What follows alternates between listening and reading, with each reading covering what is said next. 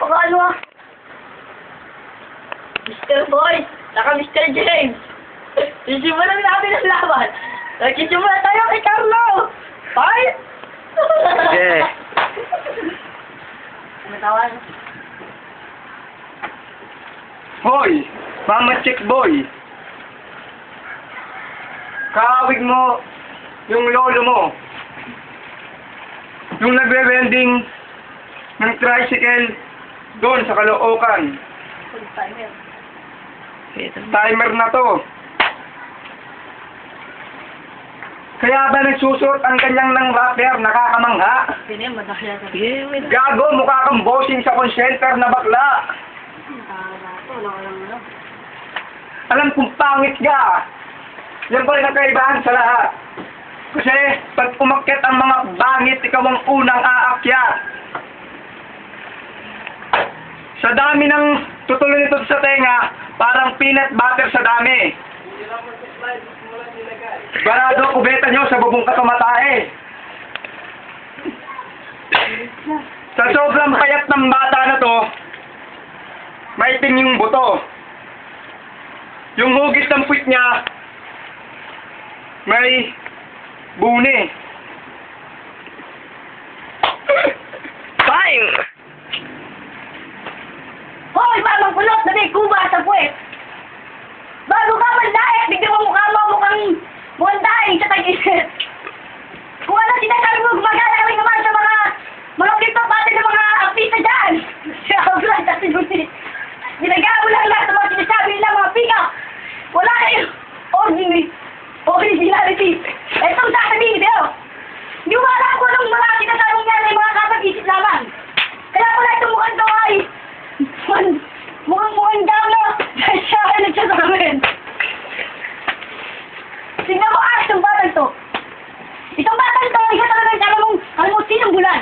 Kaya pala isa talagang dahil bigyan siya ng pasmi siya doon sa kanilang room. Hoy! Hoy bata! Akala mo kung sino kang magaling? Akala mo makakano ka sa akin? Makakalaban? Na may sakit sa baga. Tignan mo yung ilong na to. Tignan mo gilagi na to. Inuod ang bunganga. Ang angat. Akala mo sinong magalis. Tignan mo yung pit niya. Nung kinamot, tuklas ang galis. Ang pangit. Akala mo sinong magaling. Alam niya ba yung langka pasok sa butas ng kanyang puwet? Tignan mo yung hulma ng mukha nito. Parang kasirolang pipit. Tignan mo yung leeg, parang titing tabingi. Huwag kang lalabas ng bahay para di ka mamatay. Kasi kahawig mo laman lupa sa tulay. Yung impacto sa comics, kahawig mo ng personal. Siguro nung bata ka, pinanganak ka sa kanal. Kaya ganyan nung itsura mo, pinanganak ka sa kanal. Kaya pala doon tumatae sa sapa. Time! Itong batang to, kung ano pinagsasabi, wala namang kwenta ang sinasabi. Umaana sa mga sinasabi ng ibang tao, pero wala naman siyang kwentang tao.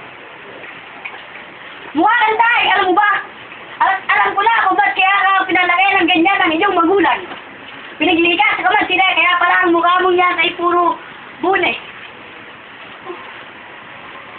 Oh, iba talaga. Alam mo kung bakit na ganyan. Ganyan lang yung mukha. Nakakatawa kasi ang mukha, kaya nakakatawa ako. Ang yapang! Alam mo sino magaling? Binakit ng tatay, doon ka pala umiyak.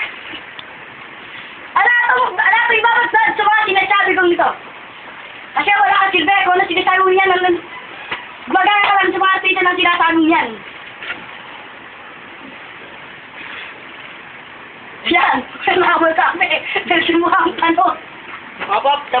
Round 3. Lunis pa lang, pinapagalitan ka rin ni Lolo. Kinatusan 2 beses. Daya. Tsaka kanina, pinagalitan ka ng tatay mo.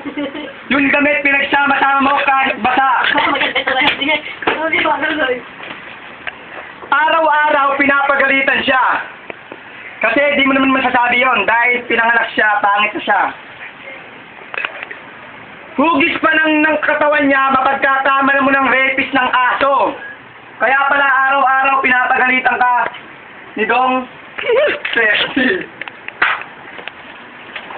Si Don Facundo ang bumabang sa'yo palagi. Kaya pala ganyan ang itsura mo, may latay ka sa labi. Kaya pala kanina, yung tatay mo, pinagalitan ka na naman. Kasi umutot ka, sikreto lang daw. Time! Ngayon po, last battle, Tulume. Ang huli pong labanan, alam ko na kung ba't ganyan ang mukha mo. Kasi araw-araw ka, gabi-gabi, at linggo-linggo ka, pinapagalitan ng tatay mo. Alam ko na kung ba't ganyan. Kasi gabi-gabi, gumagala ka sa labas, kala mo kung ano ginagawa mo, wala namang kwenta. Eto na yan. Tuwing gabi, ano ginagawa din lolo, pinapagalitan ka dahil wala kang kwentang kara. Tapos, may kasama kang tatlong barkada mo, babae pa isa, ikaw bakla ka naman. Ano ko sa mga barkada mong babating. Ano kala mo? Nakapag-rap ka lang dito? Magaling ka na? Nakapag-video ka na? Kala mo, sino ka na? Sino ba? Ha? Taga ka ba? Ganito ka! Itong batang to, di ko na ako ba't nagsasalamin. Nagpapapogi ba sa mga showbiz dito? Sa mga nakikinig dito sa mga bayan ko? Tignan yung mukha nito! Rapist ng daga! Yung katawan na to, at least sa kagabi. Eh nung pala, taga-hugis na pala ng pitong baboy! Alam ko na kung ba't ganyan nakatalan mo! Kasi, tuwing gabi, nagbubuhat siya ng isang pong kada linggo. Time! Pero di punta sa gitna, i-announce mo kung sino ang nanalo. Ang masabi ko lang po, ay palakasin ng palakpak. Palakpakan po. Para kay Carlo! At para kay Tume! Makapakang, ano ah.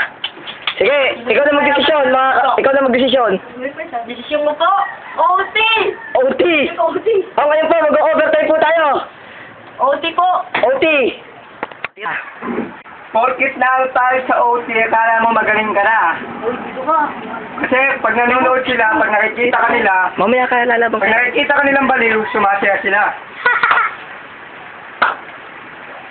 Sa sobrang dami itong libag, at inuud ang puwet, akala mo nasa kabaong na. Tignan mo yung itsura niya, mapagkakamala mong babuyog, yung pagbumuka. Time! Ngayon, Tulume. Pengkit, nakawala pa sa mukha mong yan. Kung pag ganyan ang mukha mo, babayan ba ng mga anay yan? Kaya pala ganyan kasi ang mukha mong yan. Bilang mo, ang mukha ni Mr. Bean. Lagi naman mga. Yung katawan mo yan! Ano ba yan? Ba't bumad ka pa? Lagi naman may pantay. Pagkasalamin ka ba? Bulag ka ba? Kakakita ka ba? Kala mo sino ba? Kapangit to! Karekit pa ako sa mong mata! Uwi naman. Pegi! Pogi ka pa, nag-pogi! Wala ka naman alam, bobo ka naman! Sabi nga ang lolo mo! Ano ba nakapuglihan mo ako wala kang alam? Kaya pala, sinasabi mo mga kapagkadang yan, ano ba ang ginagawa mo yan? Kasi ikaw, naglalakwat ka na lang tuwing lagat! Time! Galing ko, wala ba ang Perdi, sabihin mo na kung sino ang nanalo sa dalawa. Ang malalaman ko lang po, ang manalo po rito, ay si Carlo! Oh, palakpakan! Siya po ang makakasunod